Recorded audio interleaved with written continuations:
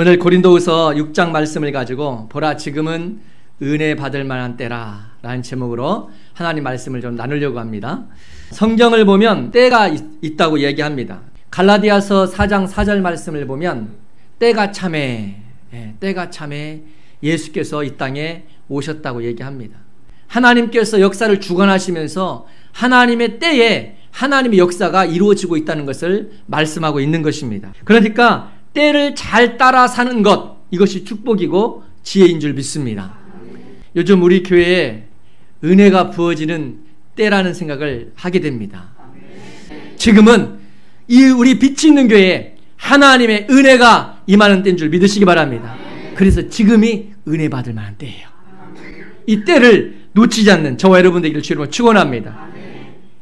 성경을 보면요, 시작할 때, 어떤 일이 시작할 때 성령의 강력한 역사들이 나타납니다.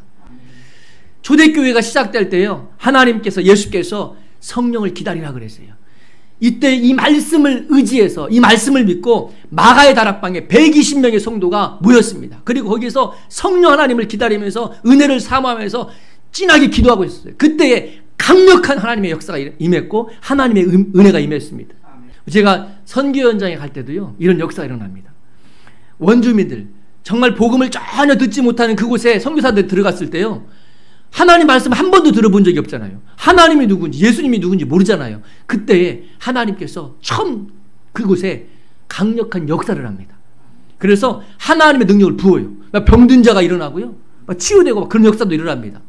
우리나라의 초대교회도 역사를 보면 그런 보고가 많습니다. 저 한강에서 막 안진뱅이가 일어나고 병자가 치유되어지고 그런 역사가 많이 일어나요.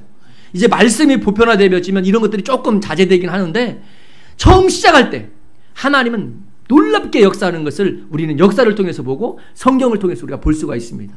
우리 빛이 있는 교회가 이 분당에 정말 시작합니다. 하나님께서 그래서 역사를 하시려고 작정하신 줄 믿습니다.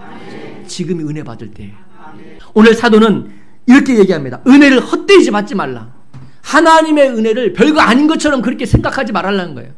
하나님의 은혜를 받아야만이 역동적으로 살아갈 수 있어요. 하나님의 은혜를 받아야만이 힘있게 살아갈 수 있는 것입니다. 우리가 지치지 않을 수 있는 근거가 어디냐면 하나님의 성령의 역사에 그 은혜에 있는 줄 믿으시기 바랍니다.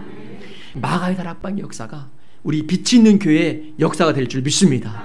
그래서 이 자리에 나와서 맡겼던 사람들이, 답답한 사람들이 이 자리에 나와서 기도하면 뻥 뚫리는 역사가 있을 줄 믿습니다. 이 자리에 나와서 정말 질병 가운데 있는 자들이 이 자리에 나와서 기도하면 하늘에 계신 하나님께서 응답하셔서 치유 역사가 일어날 줄 믿습니다.